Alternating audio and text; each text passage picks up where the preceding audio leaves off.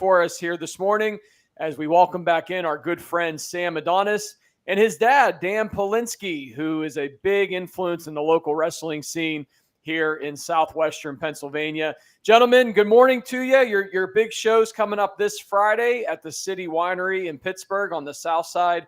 WrestleRex returns to the Pittsburgh area this Friday, the 18th at 7 o'clock. We're going to talk about that, but we're also going to talk a little bit about your history and about the local wrestling scene here in Western Pennsylvania. Good morning again to both of you.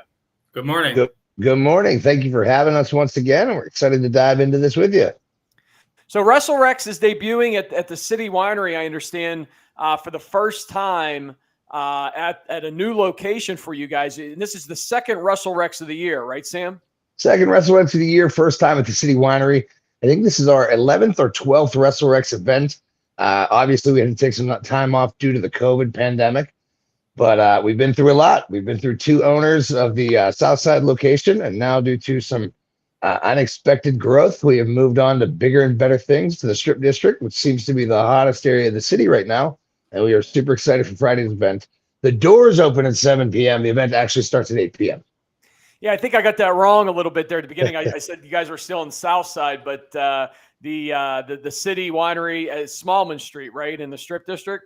Smallman Street in the Strip. I guess they did some renovations there at the new plaza right on Smallman Street, where right across from where all the nightclubs used to be. But I mean, I've been down there. I was working at Roland's for the past few years during the pandemic, and it's amazing to me how much the Strip District's grown once again. It really seems like to be the area of the city. And I was just down there this week putting on some last minute flyers and doing some advertisement. And I can't believe, I mean, now on Tuesday, Wednesday, Thursday morning, it's just as busy as it is on Saturday. So it's definitely a busy area. All those new condos, all the new residents, all the new business. It's a cool place to be. And I think that's, a good place to place ground zero for WrestleRex. And Dan, this is a family affair with you and your family. It always has been. And you're back on the scene here with your son and promoting WrestleRex and doing everything from ring setup, I understand, to managing the marketing, the tickets. I heard everybody is on deck, from my understanding, in the Polinsky family, correct? Yes, that's absolutely correct. It's definitely a family business. Pretty much everybody in our family has a job to do on all of these shows, and thank goodness everybody shows up, everybody does it well. And we've really been pretty successful over the years as a family. We can trust each other, and we know that when something needs to get done, somebody's going to get it done. And Dan, you're a huge influence to Sam and Matt getting into wrestling, a huge supporter of both their wrestling careers, from the early days of the independent scene to now, of course, we know, Corey Graves with WWE. And of course, Sam, I know you're wrestling internationally, Mexico, California, Japan. My understanding is, Sam, you just finished up a tour in Japan, right? And the first Japanese tour in about 5 years? Yes, that is correct. I got back to Dallas on Thursday and then had to fly to Pittsburgh on Friday, had to wrestle in Pittsburgh on Saturday, flew to California on Sunday, wrestled in California on Sunday, flew back to Pittsburgh Sunday night. So we're coming off the heels of quite possibly my most difficult travel week in pro wrestling, but it will all be worth it because it seems like right now, these WrestleRex events and pretty much most of the events that we do here in Pittsburgh seem to be my bread and butter, my favorite events to do. So a lot of times I have to juggle some other events to get here, but it's always a great time being around the hometown family and friends. So it's pretty cool. And Dan, you got to be pretty proud of your boys and your family and what these guys have done in the business, right? Absolutely. I brag about it every day, I would think, or it becomes a conversation piece everywhere I go because both of them become pretty well known, and everybody's asking me questions. And no matter where we go, even me and my wife, if we're out with people that maybe we just met, inevitably professional wrestling and my sons come up in the conversation. It's happened at strangest places, on airplanes, you name it, it's come up. And it makes me very proud to see that they're both out there doing a lot of good in the business. They're both making their mark very different ways, and both of them being very successful. So a father could not be more proud of something like that. And I watch them on television. I even go when Sam is in Mexico City or whatever, he'll give me a link to where his show is. And I've actually gotten up at 3 o'clock in the morning and tuned into his live events for some of the pay-per-views and things like that. So yeah, I'm very proud of them. My wife is as well. Dan, the history of what you've been involved with the local wrestling scene here in southwestern Pennsylvania, why don't you walk us through a little bit of that, where you got your start, when it started, how it started, and when you got your two boys involved at an early age? Well, it all started off for me, I started going to professional wrestling matches with my grandfather when I was 7 years old, sitting in the front row of every show. And it kind of stuck with me. And when my boys started getting old enough to go enjoy something like that, I started taking them to live shows, and they were really bitten by it. I mean, they became, virtually obsessed with wrestling. That was their favorite thing ever. At that point, we didn't know how far they were going to end up going. But once they got to the point where they were able to be trained, I made some arrangements through a friend of mine to have my oldest son trained. And my son, Sam, was just so into that whole experience. He wanted to follow those footsteps. And we got them training. And after that, they started doing independent shows. But through the training process for them, one of the things I did, I went out and I bought a ring. And Sam actually found it on, I believe, eBay or something. And we went out and bought a ring over in Cincinnati. And for the longest time, we set it up in our backyard and kept it tarped. And the guys would practice and they would learn their moves and things. And on a typical Saturday night, once they got involved in the indies, we'd have lights out there and the guys would come over and just practice. And it took off from there. And then once I had the ring, that opened the doors that another promoter contacted me about kind of hooking up as a partner. And we hooked up. And then at some point I realized I thought I could do better. I had a lot of knowledge. I have a good business sense from being in business many years. So I thought this might be something that maybe I need to help things along. So I became the business guy of the deal. And everybody just kept getting involved, and my wife, and we just learned the business more and more. And as the boys got more and more successful, that really helped give us a lot more credibility because, people know that, we're lucky enough to have two professional wrestlers who are very well known and very good at their business, and they're in our family. So that gives us credibility, and it's worked out really well. And these guys have just blossomed out on their own and have made their names for themselves. I don't take any credit for any of that. They did it all themselves, but all I did was give them the early tools so that they can get started. And the other thing is we give them 100% of our support. Anything we can do to help them get through. My wife even went as far early on in their careers. She actually made their tights and their trunks and things like that herself and did a very nice job, I must say. But, we really were a turnkey operation. And even to this day, we do so many things like that, but we just supported them all the way. We never tried to dash their hopes or tell them, this is something you don't really want to do. We hate it when we'd see them get hurt. And that was always the toughest part for us. If we see something happens that there's an injury, but other than that, they've really done it on their own. We've just been there mainly to support them. And Sam, from an early age, that had to get you involved, like seeing your older brother, seeing your dad, seeing your family as a little kid. That had to get you very excited at a young age to get involved with wrestling, right? I think everyone in the family would probably agree that I was the most obsessed of anyone.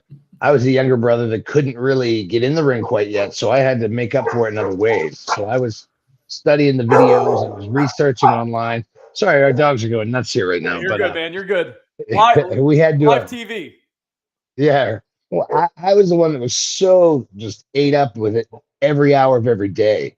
And then when I actually finally got into the wrestling business, I wasn't really very athletic at all. I was the one that was kind of like, there wasn't much hope for me as an in-ring capacity. But I had already learned the backstage, the antics, the promotions. I was basically my dad's sidekick for the promotion while my brother was the in-ring wrestler. And then when I did get in the ring, it kind of all came together just because of trial and error over time and an overwhelming need to be in the ring. So, I definitely learned a lot of it, but the one thing I don't think anyone could say I haven't put in my 10,000 hours because, there was no off day. To this day, there's no off day. Even, I could be wrestling across the world, have 5 flights in 6 days.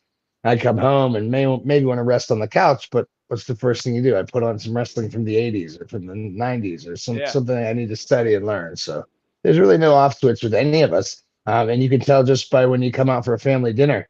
It's within about 10 minutes, the first, once we finally start talking about wrestling, it seems to carry the conversation through the rest of the night. Sam has definitely been the student of the game of the two. Like he said, he was been obsessed. I can't tell you as a young boy how many hours I spent in so many states going into Walmarts and Target stores looking for various toy wrestlers that he knew were coming out on the market. And I mean, I would stop all over the place just to try to find them. And to the point where he probably had several thousand of these things. But he was definitely the student of the game. He studied and watched videos and had me going into these little obscure stores to buy wrestling tapes from Japan and Mexico and all over. So he's definitely the student of the game. Guys, I got to tell you, the story, Dan, of you purchasing a ring off of eBay in Ohio and putting it in your backyard is legendary, man. I mean, this needs to be promoted and talked about. Maybe even a book needs to come out. How your two boys got their start in the backyard. And, all of us growing up had dreams and aspirations of wrestling in our backyard. Heck, I remember me and my buddies just setting up in a grass backyard and taking tables and chairs and all kind of stuff, and then even having music playing, promotional music coming out, and that was all in fun. But man, we never had an actual real ring. That is hardcore. Well, that's the funny part. There is the term backyard wrestling, and everyone's done it. Everyone's played with their friends in the backyard wrestling. We just took it to the next level because my brother was already the pro, and all the pros just came to our backyard. So we probably could have. We never did, but we probably could have. Got some shows put out for the neighborhood kids and had a full-blown professional wrestling event in our backyard. We just never crossed that line. The kids used to sit down, like stand at the end of our driveway in the evening and look up and watch, but they never came up in the yard because that was kind of off limits. But we had an audience of kids down at the end of the driveway that would watch us. But the whole key also, I must say this, it's not just the ring. We've gone through 3 trampolines. And when you mix a trampoline with a wrestling ring, believe me, that's a winning combination. Some of the things these guys learned with those 2 tools was just unbelievable, and it all happened in our backyard. Yeah, I used to jump off. I was the crazy one, too. I used to jump off the top of the ring to the trampoline and practice all my flips and dives. So now I'm 6'4", 245 pounds, and I'm as agile as a light heavyweight because I had a ring and a trampoline at my disposal. So thanks, Dad. Yeah, man, that's awesome. That is really cool, guys. Hey, Dan, I want to go to you real quick on this. How has the local wrestling scene, in your opinion, changed over the years from when you first started out? Well, first of all, my opinion, I think there's just way too much wrestling. They're everywhere. In fact, we did a show last weekend in Monroeville, and in Western Pennsylvania, I think there was 4 different shows going on at the same time. And what it does, it kind of saturates the area, and too much of one thing can kill an area. And so I think that if we had a little less going on, that I think that the ones that were still there would be doing pretty well. You'd start drawing more people.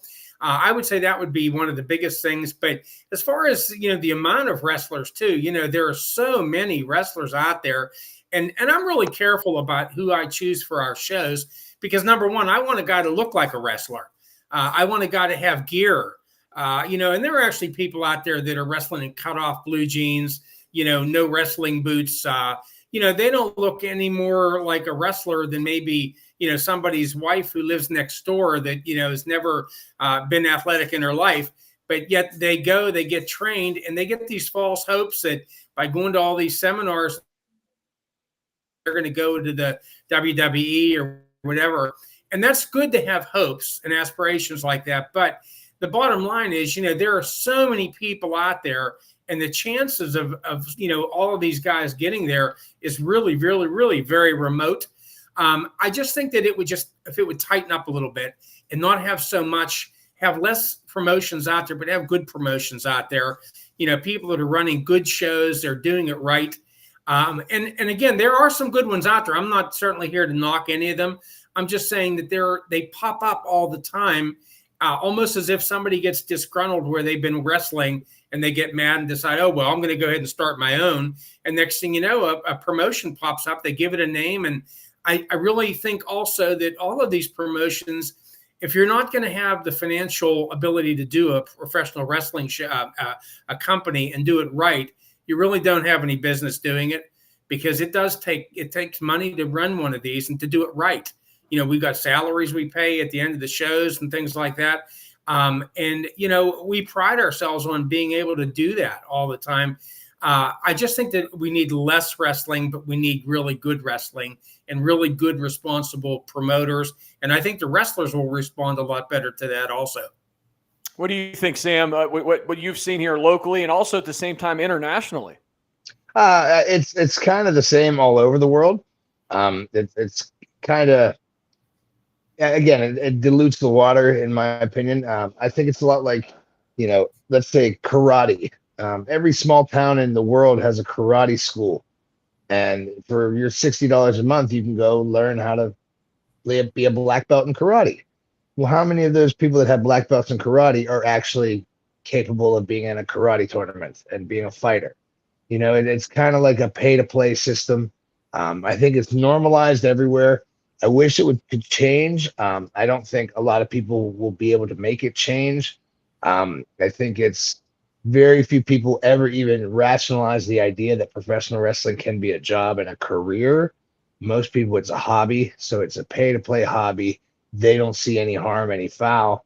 But at the end of the day, you know, the professionals, when you do reach a certain level and you get out there and you make money and you make your living at this, you do end up presenting that pay-to-play mentality, because it's harder for me to get my payday on a weekend to pay my bills because there's 37 wrestlers lined up to wrestle for free.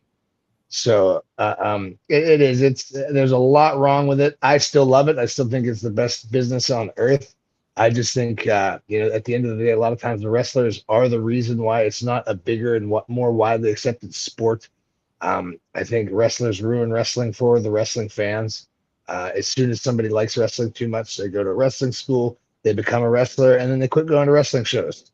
So now, if there's 10,000 wrestling fans in Pittsburgh, aside from WWE, very few of them go to these wrestling shows because they're not credible. They're not what people like about wrestling is the big muscle guys, hyper athletic moves, crazy production and show. When their neighbors are cosplaying wrestling, it's not the same.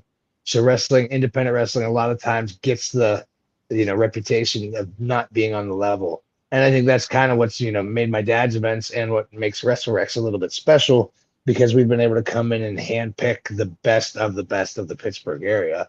And I would say that specifically WrestleRex is almost like a Pittsburgh all-star show. Every one of the wrestlers on our events are the number one or top wrestlers on some local event, and it's the only show in the Pittsburgh area where you can see everybody's top guy under one roof. We're talking with Sam Adonis and Dan Polinsky of WrestleRex, which is this upcoming Friday, October 18th at 7 o'clock at the City Winery in Pittsburgh in the Strip District on Smallman Street. We're going to go through the card here in a little bit and talk a little bit more about the event, gentlemen. But before we do that, we do get some comments here on Oneberg. And, our Oneberg site has close to 500,000 followers all over the world. And we have a shout out from the Philippines. How about that? Somebody watching from the Philippines, Maria out there. So we appreciate them tuning in from clear across the world. So really cool stuff. And a lot of viewership here this morning on Oneberg. Maybe you're watching on our Facebook channel, our YouTube, or listening back on Spotify. We appreciate it. Guys, before we move on to the card for this upcoming Friday night, I wanted to ask both of you, what's your best memory? What's your top memory of a local show that you've done here in the Pittsburgh area over the years? I'll start with Dan, because it looks like Sam wants to think about that for a minute. So we'll put Dan on the spot first, and then we'll let Sam think. Dan needs to think about that too. It goes a long way back in the memory bank. I would say that my very first memory of it was the very first show that I sat in the front row, probably around 1962, something like that. And it was at the Palisades in McKeesport, a venue that used to run wrestling about every 3 weeks. And it was the first time that I had ever seen Bruno Sammartino in a wrestling match. And I recall him walking by me. And as a young kid, of course, I was standing up and everything else. and I was amazed how big and thick and how huge he was. And being that close to the ring, these guys all look like giants. And me being a little guy, that I will never forget that. I bet. I would say very, very similar circumstances. It was the first time my dad took me and my brother to the front row of the WWE event in 1995, I believe it was. It was 95 or 96. We'd already been to the Civic Arena probably. I had been there 20 times. My brother and my dad had been there multiple more because they were around before I was. But we'd always go to the WWE events and the house shows. And the one time in particular, we just kept walking and walking and walking and getting closer to the front row. And my dad never mentioned anything to us. But I remember we got down there and we had front row seats and it was just mind blowing. 5 or 6 years old sitting there and watching, the Shawn Michaels, Ultimate Warrior. I don't think Ultimate Warrior was there tonight. Sid Vicious, Diesel. It was just a big deal. It was really cool and being, something that I didn't expect, but then it definitely made things a little bit different being there that close. So front row wrestling is always a good thing for everybody, I guess. Sam, it sounds like we grew up during the same time period of watching wrestling in the 80s and into the 90s. And I remember myself going to the Civic Arena for those house shows. And back then, you never got a pay-per-view event, here in Pittsburgh or, of course, Raw now travels and SmackDown and all that stuff. Back then, it was the house show. And, you never knew the difference. You went to those shows and when, Hulk Hogan or Ultimate Warrior or somebody came out, the place went nuts. And it was always a good time, man. I have big memories of going to those same house shows back in the 80s and early 90s as well. It was incredible. I mean, I think even myself, I grew up in a certain period, but I've been so fascinated with what has become before and after.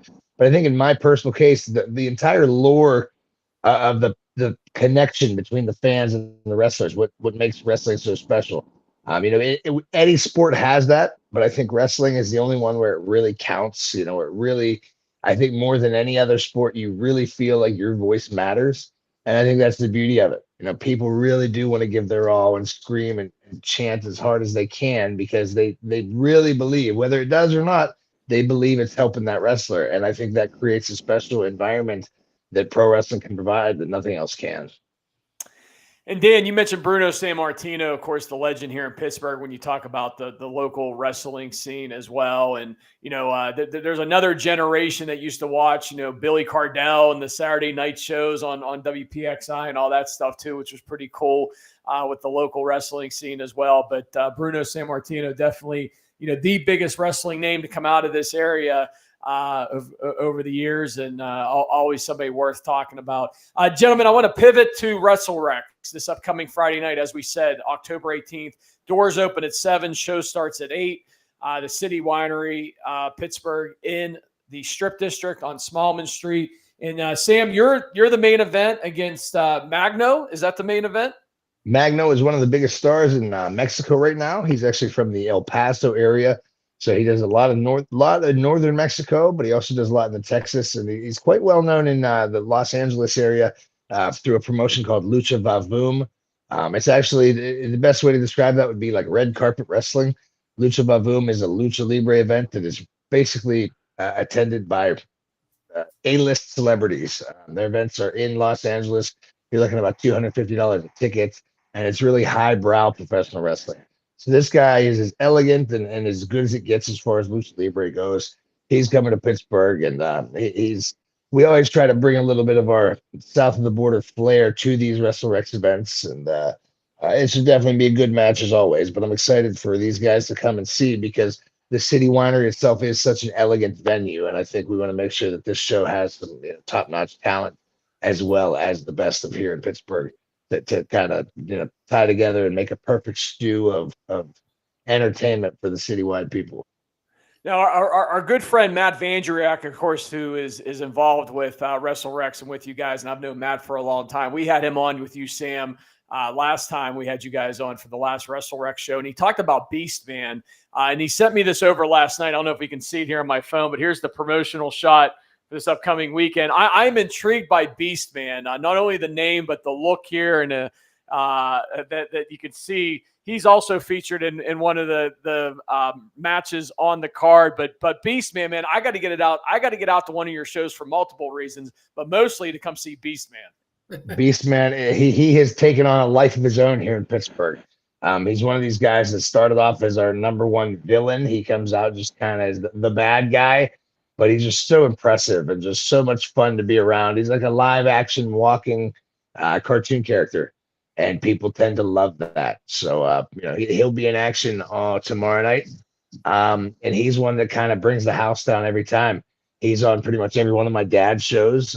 Every time you see pros of wrestling, you see Beastman. He's almost like the Andre the Giant of the Pittsburgh scene. The big brute, but he's got a gentle soul, and people love to watch him. He's almost like a third son to me. Yeah. You could add him into the mix with your other two boys. It looks like there, Dan. Hey, talk to me about Super Oprah as well. And again, I know our graphics department is doing a great job here putting my phone, but there's another one too. Super Oprah versus MV Young. Super Oprah is just unlike anything you've ever seen. 6'5", about 320 pounds. And again, agility. I think that's something we all, appreciate about wrestlers is, a lot of times they can deliver agility wise in a way that you'd never expect. So somebody his size or her size or their size, it's always impressive when they can pull something like that out. And they like to crowd up every time. Plus, MV Young is one of the hardest hitters in Pittsburgh.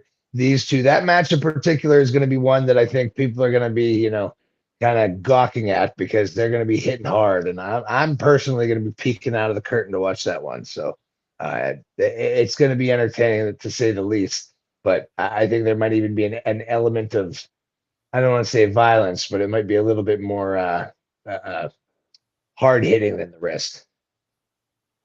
How about some other matches on the card for Friday night, Sam, that you want to talk about? TME, the main event, Duke Davis and Gannon Jones. The Pittsburgh Post-Gazette just did an article, and then they've been mainstays since day one. They are just incredible. These guys, they always are in our first match on the show, and we've done this by design because it's kind of like the opening act, the first impression. These guys look like something you would have seen straight out of WWF in 1989. Both of them are 6'4", 270 pounds of pure muscle, athletic as can be, ex-former football players. So these guys set the tone. They bring an energy. Everybody likes tag team wrestling. These two are the perfect to create that element of, man, this is the real deal. And that's what we try to put out every single time. We want to make sure somebody that is a first-time ticket buyer, or if somebody's not even a wrestling fan, we want to make sure that within the first 5 minutes of the show, they say, oh, okay, I don't normally watch this on TV, but I'm here for it. So those two will be a big part of it. We have Johnny Patch, who's another local kid up and comer, but he's an aerial specialist, does the most incredible flips you've ever seen. It's like watching some Olympic diver. He can do this stuff off the top rope. Ray Lynn, who is Pittsburgh's own. She's actually on the CW's Women of Wrestling show. So she's on nationally television as a wrestler. She'll be taking on Erica Lee, who's actually televised with AEW. So they'll be having a singles match, which is just, a lot of times, especially now, and you'll be able to see it in WWE, 9 times out of 10, the girls steal the show over the guys anyway. So we have 2 very good girl wrestlers on this one. It's just a really, really great card. I implore anybody to check us out on Instagram, Facebook, or X. At WrestleRex 412, you'll see all the graphics for the event. We'll see pictures of all the wrestlers. You'll know everything that's happening, what to expect. There's videos of past shows. So again, I don't think I'm very proud of what we've done in the last 5 years. A lot of people that don't like wrestling now know of WrestleRex. It's kind of cool to think that just a crew has come together and made it grow like this. And I'm really very excited because this move to the City Winery kind of feels like it's a step up, a little bit higher and more class than being at the Southside location. And I think it's going to be a great night, and I really hope some of the fans can get out there to see it. Dan, anything to add to the WrestleRex event for Friday night? No, just come out and have a good time. I mean, like Sam had said, this is definitely a step up, a much nicer venue than we had over in Southside. It's definitely a step up. Venues mean a lot. It's a good, safe area, to come down and bring the whole family. You will have definitely a good time. And if you come back for the first one, to come down for the first one, you'll be back for the additional ones, hopefully. Exactly. There's a lot of people. I would say through no fault of our own, really, we've created a scene. A lot of people started at that first one because it was a random, Thursday night in 2019. Nothing going on. Right, wrestling at the Rex. Let's check it out. People that haven't seen wrestling since they were 10 years old, watching, Hulk Hogan. Now they're at every show, and these are the people that really are behind this, because it's top brow, high quality entertainment, something you'd see in New York or Los Angeles in Pittsburgh on a Friday night. So it's one of the things that I'd like to add to this is something, right now you're starting to see again, copycats, people wanting to run at bars and clubs and things, but nobody is going to offer the production value that WrestleRex has. If you like the lighting, the music, just the overall production value, there's nobody in the Pittsburgh area or Western Pennsylvania that's going to touch us. So, if you got excited back in the day when you go to the arena and hear Hulk Hogan's music hit and everything that goes along with that, the excitement and everything, you'll get that at WrestleRex.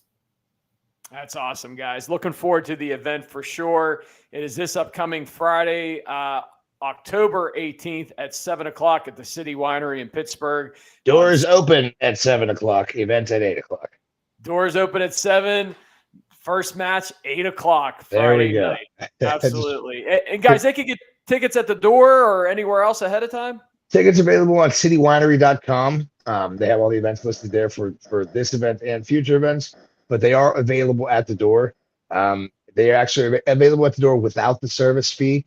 So a lot of people have been waiting and choosing to do that. But I wouldn't wait too long, just because these events are always full of about 250 to 300 people. So the best thing to do is get your ticket in advance and make sure you have a prime spot to watch the event this Friday. And any other future upcoming events, guys, that you have on the horizon that you're thinking about? Yeah, my next show would be after this one. November 16th, we go up to Butler to the Tesla Center, which used to be the Old Days Inn. It's a beautiful crystal ballroom, great venue. That'll be our final show for Pros of Wrestling till the end of the year. And then I'm not sure with Sam as far as WrestleRex, what dates you may have, if you have any of those picked yet.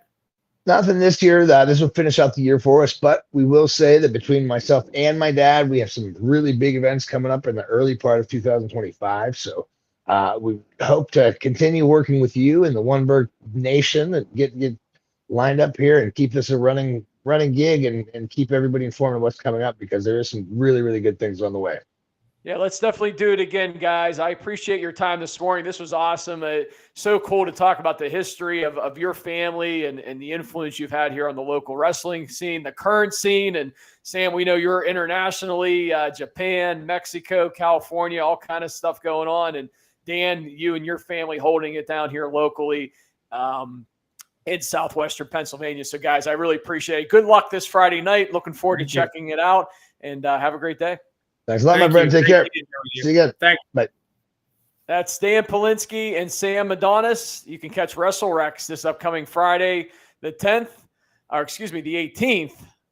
at 8 o'clock. Doors open at 7 o'clock at the City Winery in Pittsburgh. And Dan, Sam left us already, man. He was quick to bounce off. You stayed on with me. I appreciate it. Yeah, he's like that. That's the way in our life. I see him and then I don't see him. They disappear just like that.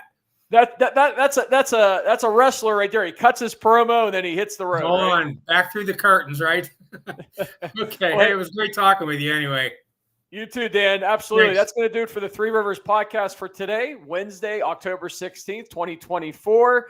And again, make sure you check out WrestleRex this upcoming Friday, October 18th at 8 o'clock. Doors open at 7 o'clock at the City Winery of Pittsburgh in the on Smallman Street in the Strip District. Have a great day, everyone.